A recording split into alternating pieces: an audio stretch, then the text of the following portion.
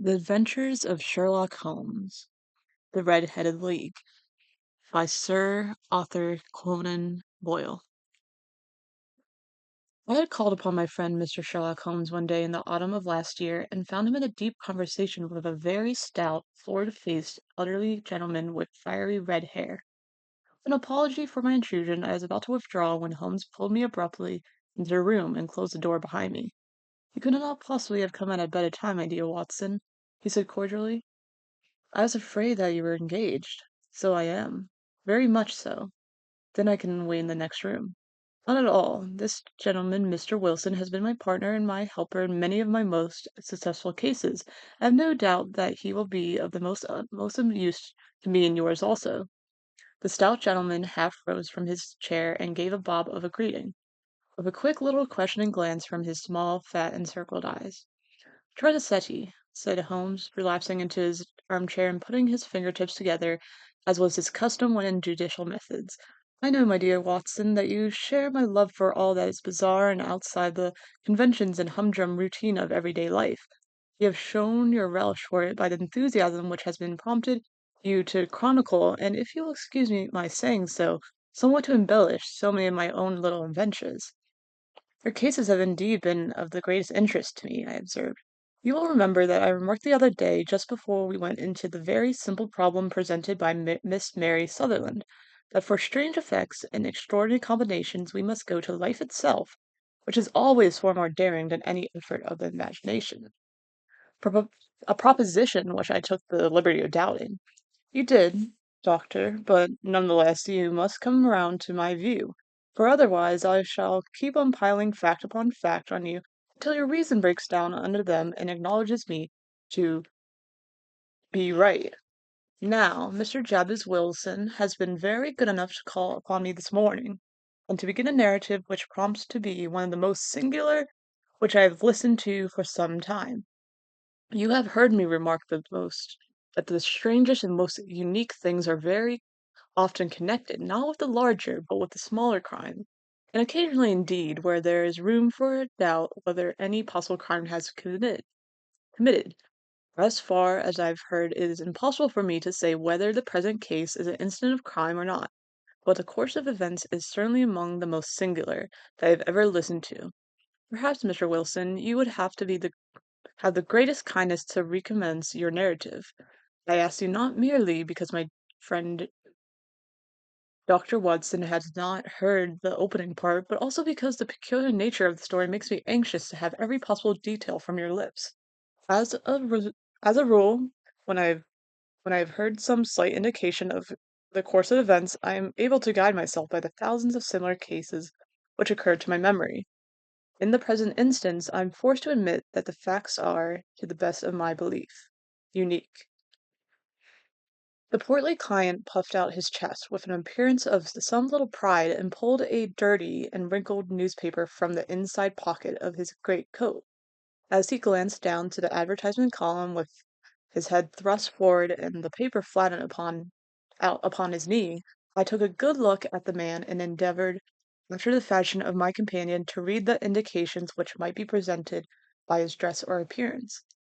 I did not gain very much, however, by my inspection. Our visitor bore every mark of being an average commonplace British tradesman, obese, pompous, and slow.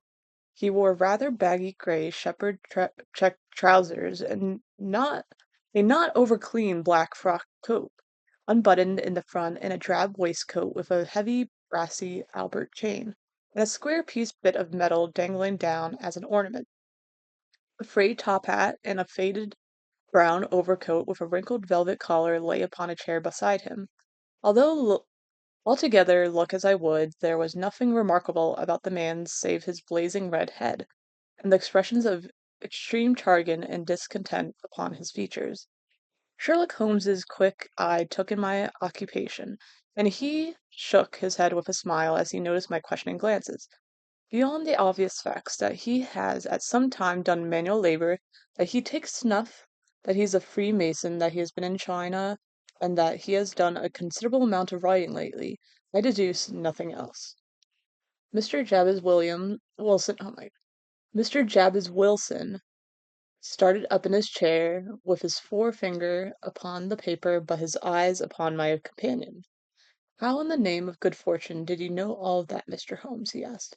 "How did you know, for example, that I did manual labor? It's true as gospel, for I began as a ship's carpenter." "Your hands, my dear sir. Your right hand is quite a size larger than your left. You have worked with it, and the muscles are more developed. Well, the snuff, then, and the Freemasonry? I won't insult your intelligence by telling you how I read that, especially as, rather against the strict rules of your order, you use an arc and compass breastpin." "Ah, of course, I forgot that.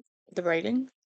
What else can be indicated by the right cuff so very shiny for 5 inches, and the left one with the smooth patch near the elbow where you rest upon the desk?" "Well, but China. The fish you have tattooed immediately above your right wrist could only have been done in China.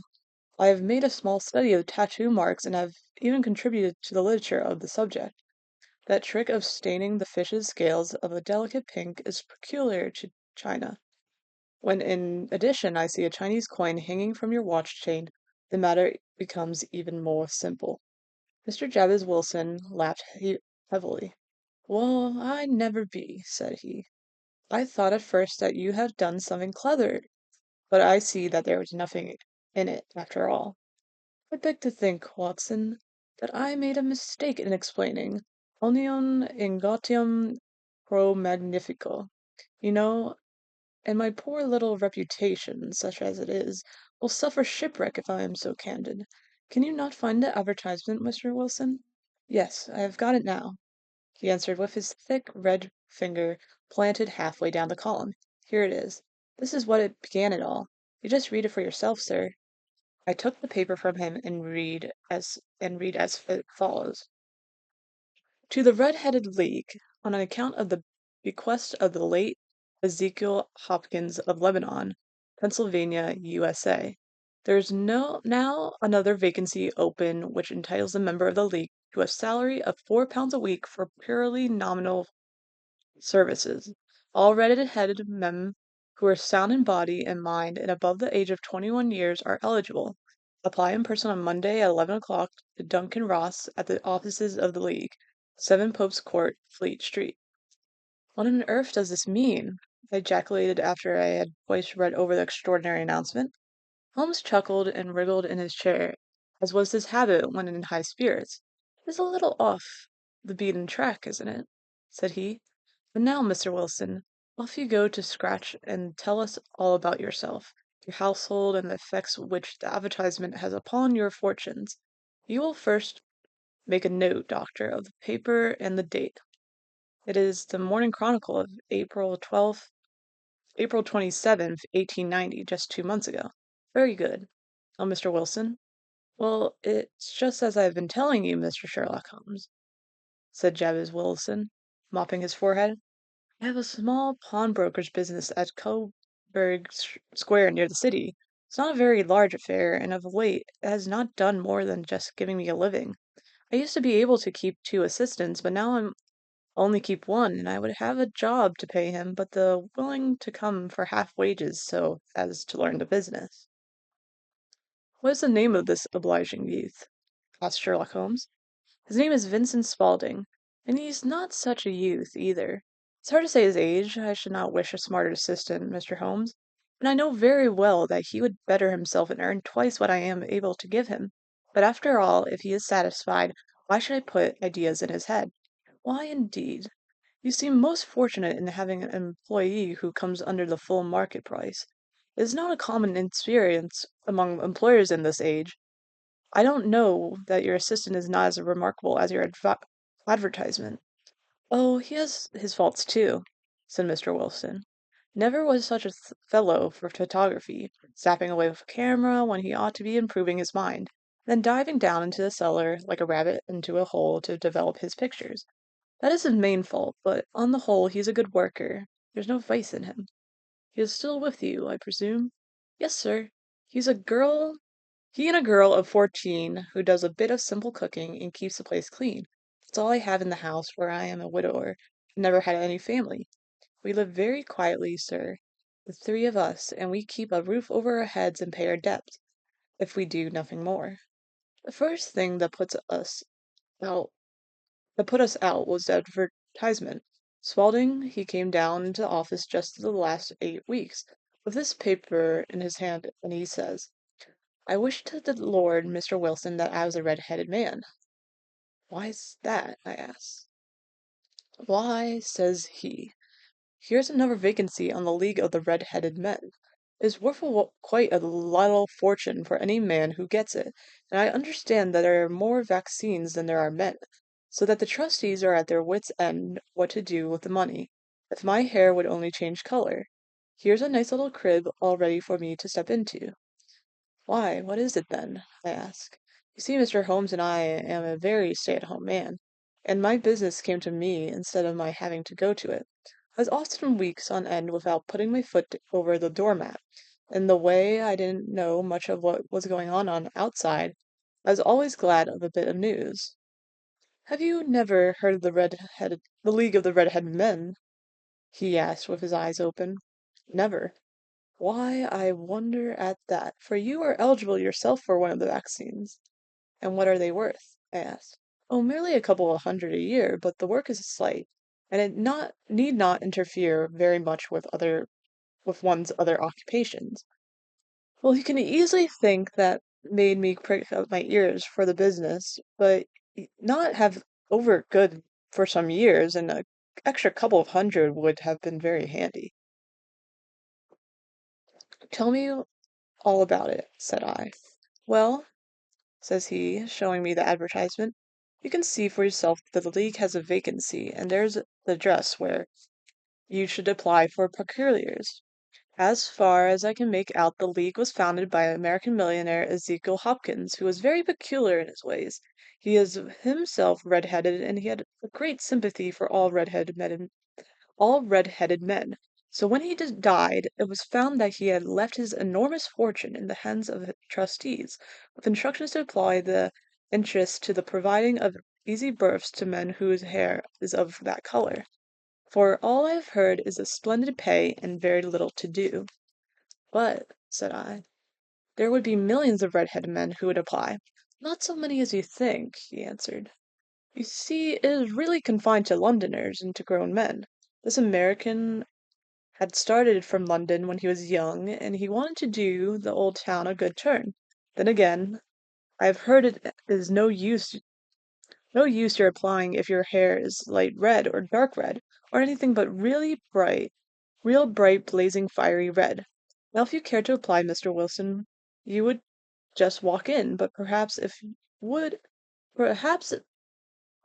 hardly be your while to put yourself out of the way for the sake of a few £100.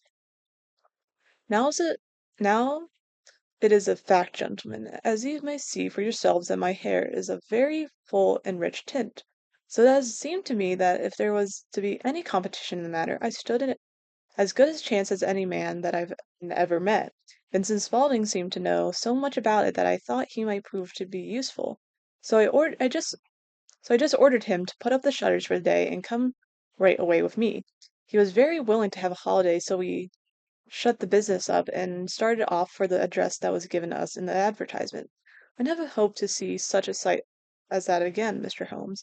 From north, south, east, and west, every man who has had a shade of red in their hair had trampled into the city to answer the advertisement.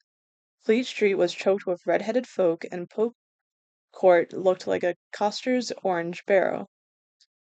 I should not have thought that there was so many in the whole country as were brought together by that single advertisement. Every shade of color, they were straw, lemon, orange, brick, Irish, setter, liver, clay, but as Spaulding said, there was not many who the real vivid flame-colored tint. When I saw how many people were waiting, I would have been given it up in despair, but Spaulding would not hear of it. How he did it, I could not imagine, but he pushed and pulled and butted in till he caught me through the crowd, and right up to the steps which led to the office there was a double stream upon the stair, some going up in hope, and some coming back dejected. But we wedged in as well as we could, and soon found ourselves in the office. Your experience has been a most entertaining one, remarked Holmes. as his client paused and refreshed his memory with a huge pinch of snuff. Pray content pray continue your very interesting statement. There's nothing in the office but a couple of wooden chairs and a deal table, behind which sat a small man with a head that was even redder than mine. He said a few words to each candidate as he came up, and then he always managed to find some fault in them which would disqualify them. Getting a vacancy did not seem to be such a very easy matter after all. However, when our turn came, the little man was much more favorable to me than to any of the others, and he closed the door as we entered, so that he might have a private word with me. "This is Mr. Jabez Williams," said my assistant, "and he is willing to fill a vacancy in the league." "And he is admirably suited for it," the other answered. "He has every requirement. I cannot recall what I've seen anything so fine." He took a step backwards, cocked his head on one side, and gazed at my hair until I felt quite bashful.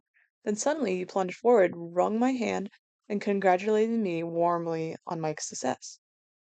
"It would be injustice to hesitate," said he. "You will, however, I am sure, excuse me for taking an obvious precaution." With that, he seized my hair in both hands and tugged until I yelled with the pain. "There's water in your eyes," said he as he released me. "I perceive that all is as it should be, but we have to be careful, for we have been twice deceived by wigs and once by paint. I could tell you tales of cobbler's wax which would disgust you with human nature." He stepped over to the window and shouted through it at the top of his voice that the vacancy was filled.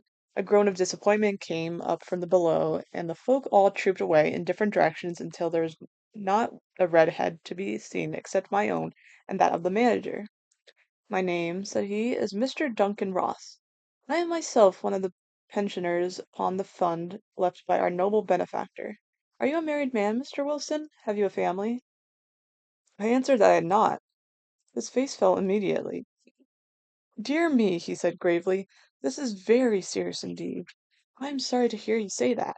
The fund was, of course, for the propagation and spread of the red heads as well as their maintenance. It is exceedingly unfortunate that you should be a bachelor." My think my face lengthened at this, Mr. Holmes, for I thought that I was not to have the vacancy after all. But after thinking it over for a few minutes, he said that it would be all right. "In the case of another," said he, "objection might be fatal, but we must stretch a point in favor of a man with such a head of hair as yours. When shall you be able to enter upon your new duties?" "Well, it is a little awkward, for I have a business already," said I. "Oh, never mind that, Mr. Wilson," said Vincent Spaulding. "I should be able to look after that for you." "What would be the hours?" I asked. "10 to 2. Now, a pawnbroker's business is mostly done of an evening, Mr. Holmes especially Thursday and Friday evening, which is just before payday, so it'd suit me very well to earn a little in the morning. Besides, I knew that my assistant was a good man, and that he would see to anything that turned up." "That would suit me very well, and said I. "And the pay?" "Is £4 a week. And the work? It's pretty nominal." "What do you call purely nominal?" "Well, you have to be in the office, or at least in the building, the whole time. If you leave, you forfeit your whole position forever. The will is very clear upon that point. You don't comply with the conditions if you budge from the office during the time." "It's only 4 hours a week, and I should not think of leaving," said I. "No excuse will avail," said Mr. Duncan Ross. "Neither sickness nor business nor anything else. There you must stay, or you lose your billet." "And the work?" "Is to copy the Encyclopaedia Britannica. There is the first volume of it in that press. You must find your own ink, pens, and blotting paper, but we provide this table and chair. Will you be ready tomorrow?" "Certainly," I answered. "Then good bye, Mr. Jabez Wilson, and let me congratulate you once more on the important position which you have been fortunate enough to gain." He bowed me out of the room, and I went home with my assistant, hardly knowing what to say or do. I was so pleased at my own good fortune. Well, I thought over the matter all day, and by evening I was in low spirits again, for I had quite persuaded myself that the whole affair must be some great hoax or fraud, though what its object might be I could not imagine. It seemed altogether past belief that anyone could make such a will, or that they would pay such a sum for doing anything so simple as copying out the Encyclopaedia Britannica. Vincent Spaulding did what he could to cheer me up, but by bedtime I had reasoned myself out of the whole thing. However, in the morning I determined to have a look at it anyhow, so I bought a penny bottle of ink and with a quill pen and 7 sheets of foot-scrap paper, I started off for Pope's Court. Well, to my surprise and delight, everything was as right as possible. The table was set out ready for me, and Mr. Duncan Ross was there to see that I got fairly to work. He started me off upon the letter A, and then he left me, but he would drop in from time to time to see that all was right with me. At 2 o'clock he bade me good day, and complimented me upon the amount that I had written, and locked the door of the office after me. This went on day after day, Mr. Holmes, and on Saturday the manager came in and planked down 4 golden sovereigns for my week's work. It was the same next week, and then the same the next week after. Every morning I was there at 10, and every afternoon I left at 2. But d- but by degrees Mr. Duncan Ross took to coming in only once of a morning, and then after a time he did not come in at all. Still, of course, I never dared to leave the room for an instant, for I was not sure what he might come, and the billet was such a good one, and suited me so well that I would not risk the loss of it. 8 weeks passed away like this, and I had written about the abbots and archery and armor and architecture in Attica, and hoped with diligence that I might get on to bees before very long. It cost me something in full cap, and I pretty nearly filled a shelf with my writings. And then suddenly the whole business came to an end. To an end? Yes, sir. And no later than this morning, I went to my work as usual at 10 o'clock, but the door was shut and locked with a little paper of cardboard hammered on the middle of the panel with a tack. Here it is, and you can read it for yourself. He held up a piece of white cardboard about the size of a sheet of the note paper. It read in this fashion: The Red-Headed League is dissolved. October 9th, 1890. Sherlock Holmes and I surveyed this curt announcement and the rueful face behind it, until the comical side of the affair so completely overtopped every other consideration that we both burst out into a roar of laughter. "I cannot see that there is anything very funny," cried our client, flushed up to the roots of his flaming head. "If you can do nothing better than laugh at me, I can go elsewhere." "No, no," cried Holmes, shoving him back into the chair from which he had half risen. "I really wouldn't miss your case for the world. It's the most refreshing unusual. But there is, if you will excuse me my saying so, something just a little funny about it. Pray what steps did you take when you found the card upon the door?" "I was staggered, sir. I did not know what to do. Then I called at the offices round, but none of them seemed to know anything about it. Finally I went to the landlord, who was an accountant living on the ground floor, and I asked him if he could tell me what had become of the Red-Headed League. He said that he had never heard of such any body. Then I asked him who Mr. Duncan Ross was. He answered that the name was new to him. "Well," said I, "the gentleman at number 4?" "What, the red-headed man?" "Yes." "Oh," said he, "his name's William Morris. He was a solicitor and using my room as a temporary convenience until his new premises were ready. He moved out yesterday." "Where could I find him?" "Oh, at his new offices. He did tell me the address." "Yes, 17 King Edward Street near St. Paul's. I started off, Mr. Holmes, but when I got to that address it was a manufacturer of artificial kneecaps. No one in it had ever heard of either Mr. William Morris or Mr. Duncan Ross." "And what did you do then?" asked Holmes. "I went home to Saxe Coburg Square, and I took the advice of my assistant, but he could not help me in any way. He could only say that if I waited I should hear by post, but that was not quite good enough. Mr. Holmes that was not quite good enough, Mr. Holmes. I did not wish to lose such a place without a struggle, so as I heard that you were good enough to give advice to poor folk who were in need of it, I came right away to you." "You did very wisely," said Holmes. "The case is an exceedingly remarkable one, and I shall be happy to look into it. From what you have told me, I think that it is possible that graver issues hang from it than might at first at first sight appear." "Grave enough," said Mr. Jabez Wilson. "Why, I've lost £4 a week." "As far as you are personally concerned," remarked Holmes, "I do not see that you have any grievance against the extraordinary league. On the contrary, you are, as I understand, richer by some £30, to say nothing of the minute knowledge which you have gained on every subject which comes under the letter A. You have lost nothing by them." "No, sir, but I want to find out about them, and who they are, and what their object was in playing this prank, if it was a prank, upon me. It was a pretty expensive joke for them, for it cost them £32. We shall endeavour to clear up these points for you. And first, one or two questions, Mr. Wilson. This assistant of yours, who first called your attention to the advertisement, how long had he been with you? About a month, then. How did he come? In an advert in an answer to an advertisement. Was he the only applicant? No, I had a dozen. Why did you pick him? Because he was handy and would come cheap. But half wages, in fact? Yes. What is he like, this Vincent Spaulding? Small, stout, very quick in his ways, no hair on his face, though he's not short of 30. He has a white splash of acid upon his forehead. Holmes sat up in his chair considerably excitement. I thought as much, said he. Have you observed that his ears are pierced for earrings? Yes, sir. He told me that a gypsy had done it for him when he was a lad. Hmm, said Holmes, sinking back into deep thought. He is still with you? He is still with you? Oh, yes, sir. I have only I have only just left him.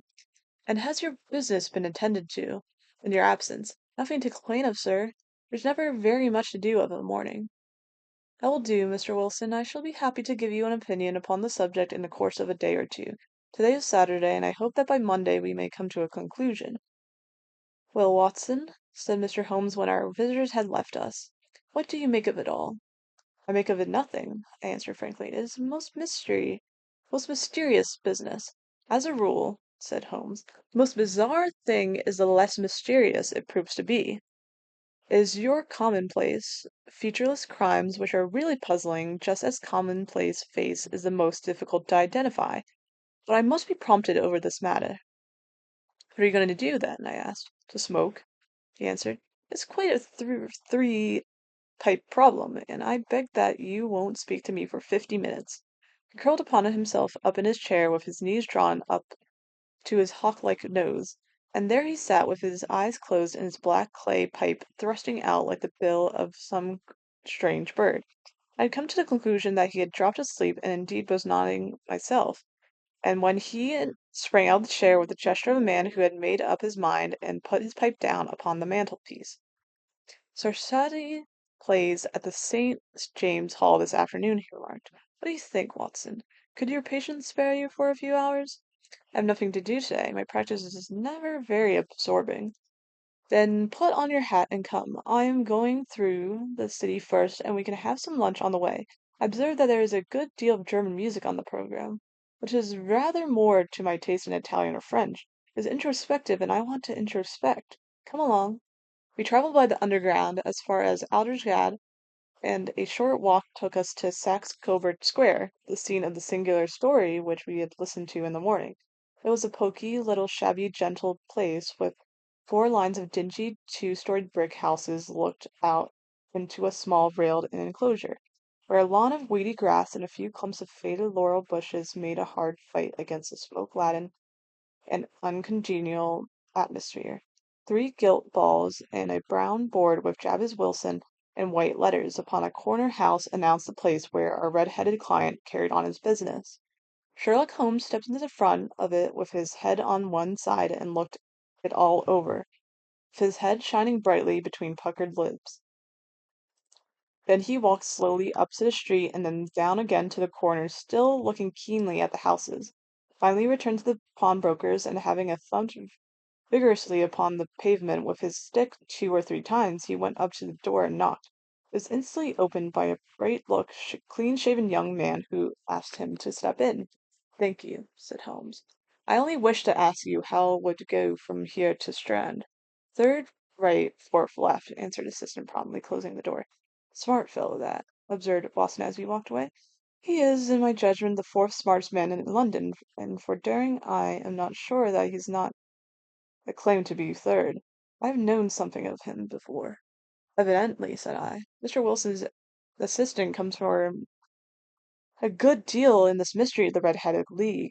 I'm sure that you inquired your way merely in order that you might see him. Not him. What then? The knees of his trousers. And what did you see? What I expected to see. Why did you beat the pavement? My dear doctor, this is the time for observation, not for talk.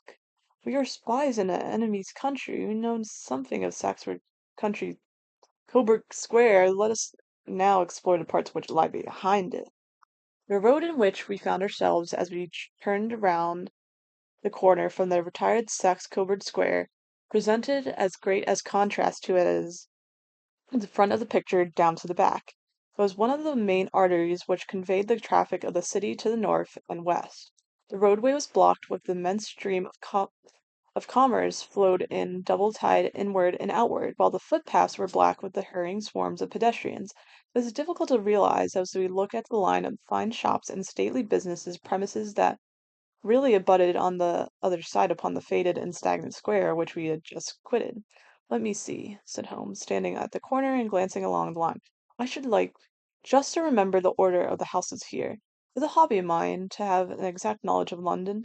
There's the Mortimers, the tobacconist, the little newspaper shop, the Coburg branch of the City and Suburban Bank, the vegetarian restaurant, and McFarland's carriage building depot. That carries us right on the other block. And now, doctor, we've done our work, so it is time we had some play. A sandwich and a cup of coffee, and then off to violin land, where all is sweetness and delicacy and harmony, and there are no red-headed clients to vex us with their conundrums. My friend was an enthusiastic musician, being himself not only a very capable performer, but a composer of no ordinary merit. All the afternoon he sat in stalls wrapped in the most perfect happiness, gently waving his long fingers to time to the music, which his gently smiling face and his languid dreamy eyes were unlike those of Home the sleuth hound. Holmes a relentless, keen-witted, ready-handed criminal agent as it possible to conceive. In his singular character, the dual nature alternately asserted itself in his extreme exactness and astute represented, as I often thought, the reaction against the poetic and contemplative mood which occasionally predominated in him. The swing of his nature took him from extreme languor to devouring energy, and as I knew well, he was never so truly formidable as when, for days on end, he had been lounging in his armchair amid his improvisations and his black letter editions. Then it was that the lust of the chase would suddenly come upon him, and that his brilliant reasoning power would rise to the level of intuition, until those who were unacquainted with his methods would look askance at him on a man whose knowledge was not that of his other morals. When I saw him that afternoon so enwrapped in the music at St. James's Hall, I felt that an evil time might be coming upon those whom he had set himself to hunt down. "You want to go home, no doubt, doctor," he remarked as we emerged. "Yes, so it be as well. I have some business to do which will take some hours. This business at Coburg Square is serious." "Why serious?" "A considerable crime is in contemplation. I have every reason to believe that we shall be in time to stop it, but today, being Saturday, rather complicates matters. I shall want your help tonight." "At what time?" "10 will be early enough. I shall be at Baker Street at 10." "Very well. And I say, doctor, there may be some little danger, so kindly put your armory revolver in your pocket." He waved his hand, turned on his heel, and disappeared in an instant among the crowd.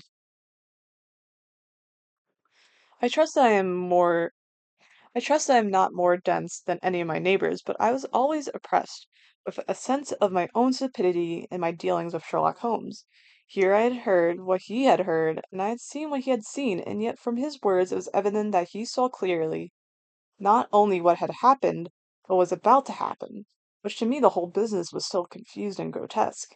As I drove home to my house in Kensington, I thought over it all, from the extraordinary story of the red-headed copier of the encyclopedia down to the visit to Saxe-Coburg Square, and the ominous words with which he had parted with me. What was this nocturnal expedition, and why should I go armed? Where were we going, and what were we going to do? I had the hint from Holmes that his smooth-faced pawnbroker's assistant was a formidable man, a man who might play at a deep game. I tried to puzzle it out, but gave up in great despair, and set the matter aside until night should bring an explanation. It was 9:15 when I started from home and made my way across the park, and so through Oxford Street to Baker Street. Two hansoms were standing at the door, and I entered the passage. I heard the sounds of voices from above. Upon on entering his room, I found Holmes in an animated conversation with two men, one of whom I recognized as Peter Jones, the official police agent, but the other was a long, thin, sad-faced man, with a very shiny hat and impressive, respectable frock coat. Ah, our party isn't complete, said Holmes, buttoning up his pea jacket and taking his heavy hunting crop from the rack. Watson, I think you know Mr. Jones of Scotland Yard. Let me introduce you to Mr. Merriweather, who is your companion in tonight's adventure. We're hunting in couples again, Doctor, you see, said Jones in his consequential way. Our friend here is a wonderful man for starting a chase. All he wants is an old dog to help him to do the running down. I hope a wild goose may not prove to be the end of our chase, observed Mr. Weatherman gloomily. You may place considerably confidence in Mr. Holmes, sir, said the police agent lawfully. He has his own little methods, which are, if won't mind my saying so, just a little theatrical and fantastic. But he has the makings of a detective in him. There's not too much to say that once or twice, as in the business of the Sholto murder and the Agric treasure, he has been more nearly correct than the official force. Oh, if you say so, Mr. Jones, it is all right, said the stranger with deference. Still, I confess that I miss my rubber. It is the first Saturday night for 7 and 20 years I have not had my rubber. I think you'll find, said Sherlock Holmes, that you will play for a higher stake tonight than you have ever done yet, and that the play will be more exciting. For you, Mr. Merriweather, the stake will be some £30,000, and for you, Jones, will be the man upon whom you wish to lay your hands. John Clay, the murderer, thief, smasher, and forger, is a young man, Mr. Merriweather, but he is the head of his profession, and I would rather have made bracelets upon him on any criminal in London. He's a remarkable man, is young John Clay. His grandfather was a royal duke, and he himself has been to Eton and Oxford. His brain is as cunning as his fingers, and though we meet signs of him at every turn, we never know where to find this man. He'll crack a rib in Scotland once a week and be racing to find an orphanage in Cornwall the next. I've been on his track for years and I've never set eyes upon him. I hope that I may have the pleasure of introducing you tonight. I have one or two little turns also with Mr. John Clay. I agree I agree with you that he is at the head of his profession and is past 10, however, and quite time that we started. If you two will take the first hansom, Watson and I will follow in second. Sherlock Holmes was not very communicative during the long ride, and lay back in the cab humming the tunes which he had heard in the afternoon. We rattled through an endless labyrinth of gas-lit streets until we emerged into Farrington Street. We are close there now, my friend remarked. This fellow Merriweather is a bank director and personally interested in the matter. I thought it would be well to have Jones with us also. He is not a bad fellow, though an absolute imbecile in his profession. He has one positive virtue. He is as brave as a bulldog and as tenacious as a lobster if he gets his claws upon anyone. Here we are, and they're waiting for us. We had reached the same crowded thoroughfare in which we had found ourselves in the morning. Our cabs were dismissed, and following the guidance of Mr. Merriweather, we passed down on a narrow passage and through a side door which he had opened for us. Within there was a small corridor which ended in a very massive iron gate. This also was open and led down a flight of winding stone steps, which terminated at another formal gate. Mr. Merriweather stopped to light a lantern and then conduct us down a dark earth-smelling passage, and so after opening a third door into a huge vault or cellar, which was piled all around with crates and massive boxes.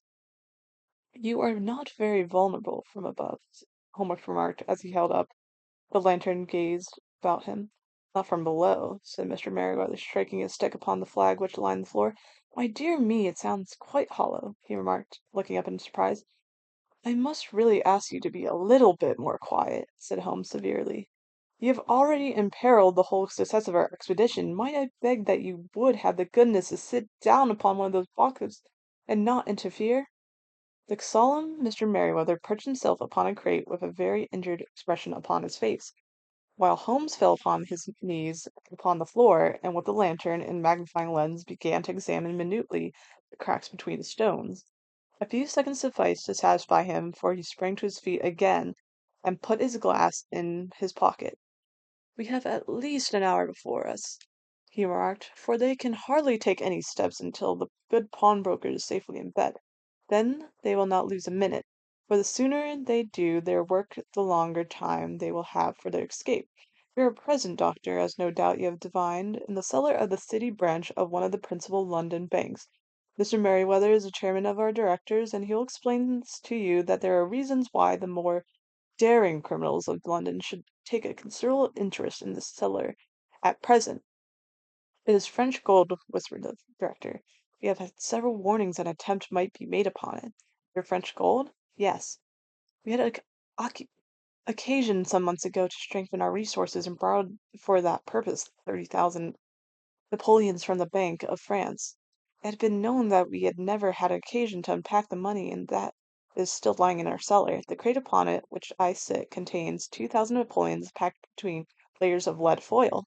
Our reserve of bullion is much larger at present than it usually kept in a single branch office, and directors had misgivings upon the subject, which were very well unjustified, observed Holmes. And now it is time which we had arranged our little plans. I expect that within an hour matters will come to a head. In the meantime, Mr. Merriweather, we must put the screen over the dark lantern. And sit in the dark? I'm afraid so.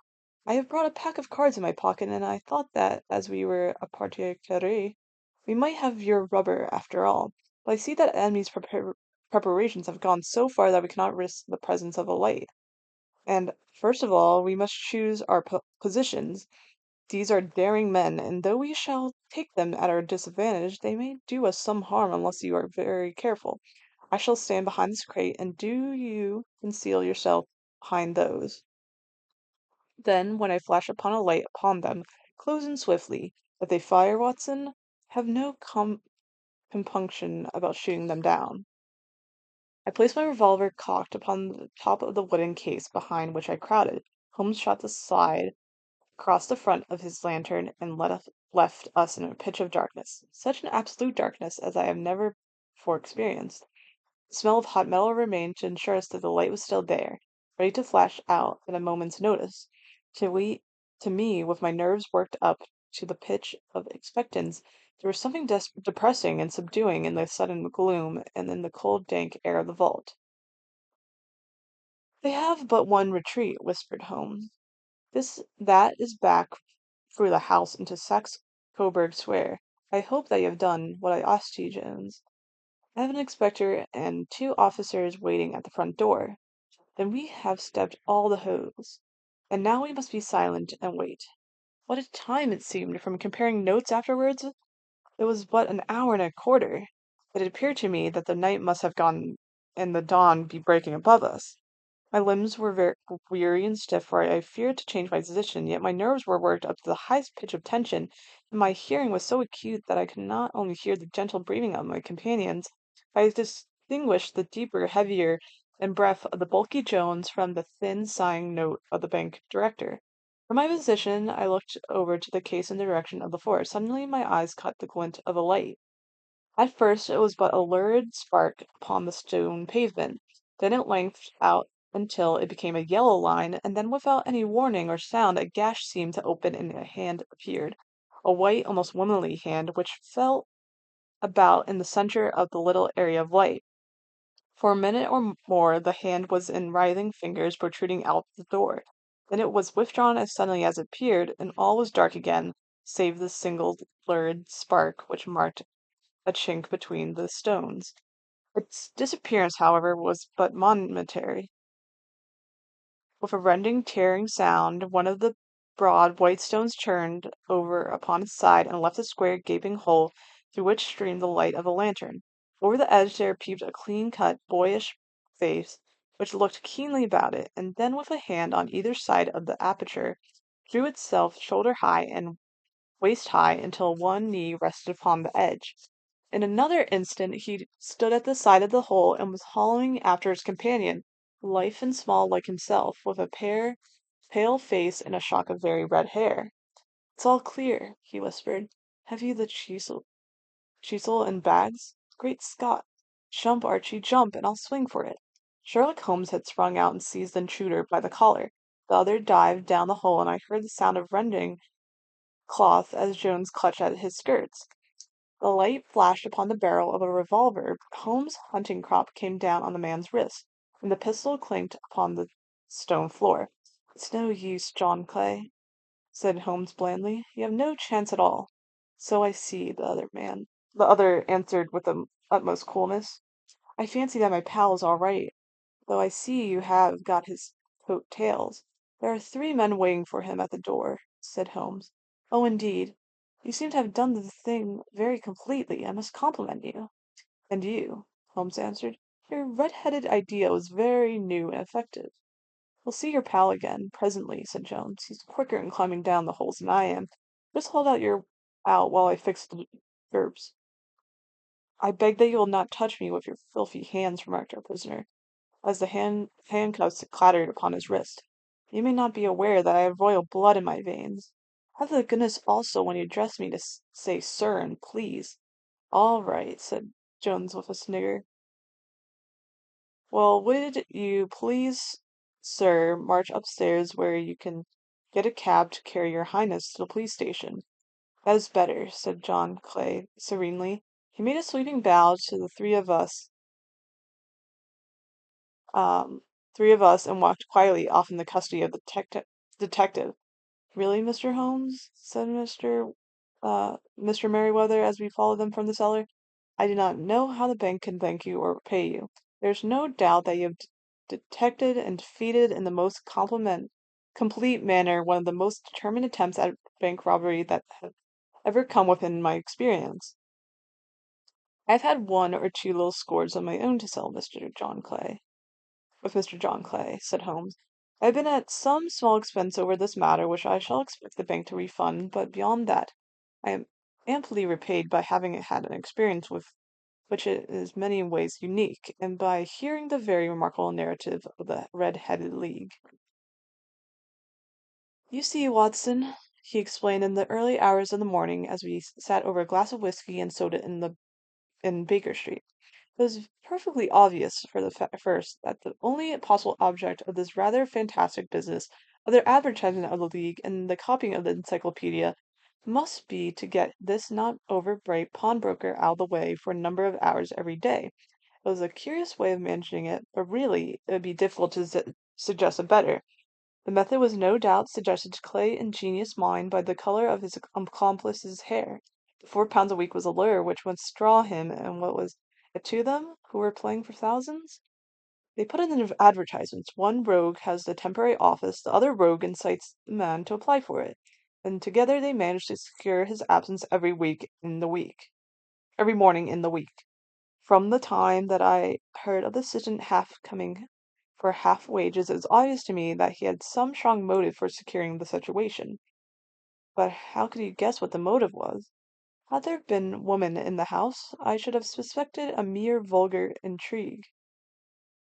That, however, was out of the question. The man's business was a small one, and there was nothing in the house which could account for such elaborate preparations and such an expenditure that were that they were at. It must, then, be something out of the house. What could it be? I thought of the assistant's fondness of photography and his trick of vanishing into the cellar. The cellar! There was an end of this tangled clue. But I made inquiries as the mysterious assistant and found that I had to deal with one of the coolest and most daring criminals in London. He had, he was doing something in the cellar, something which took many hours and days for months at end. What could it be? Once more, I could think of nothing save that he was running a tunnel to some other building. So far I had gone when we went to visit the scene of action. I surprised you by beating upon the pavement with my stick. I was asserting whether the cellar was stretched out in front or behind. It was not in front. Then I rang the bell, and as I hoped, the assistant answered it. We have had some skirmishes, but he had never set eyes upon each other before. I hardly looked at his face. His knees were what I wished to see. You must yourself have remarked how worn, wrinkled, and stained they were. They spoke of the hours of burrowing. The only remaining point was that they were burrowing for. I walked around the corner, saw the City and Suburban Bank abutted on our friend's premises, and I felt that I had solved my problem. When you drove home after the concert, I called upon Scotland Yard and upon the chairman of the bank directors with the result that you have seen. And how could you tell that they would make their attempt tonight? I asked. Well, when they closed the league, their league offices, that there was a sign that they no longer cared for about Mr. Jabez Wilson's presence, in other words, that they had completed their tunnel, but it was essential that it should u- should use it soon, and it might be discovered, or the bullion might be removed. Saturday would suit them better than any other day, as it would give them 2 days for their escape. For all these reasons, I expected them to come tonight. You reasoned it out beautifully, exclaimed in unfeigned admiration. This is so long a chain, and yet every link rings true. It saved me from ennui, he answered, yawning. Alas, feel it closing upon me. My life is spent in one long effort to escape from the commonplaces of existence. These little problems help me to do so. And you're a benefactor of the race, said I. He shrugged his shoulders. Well, perhaps after all it is some little use, he remarked. Le Holmes c'est rien, le vrai c'est tout, as Gustave Flaubert wrote to George Sand.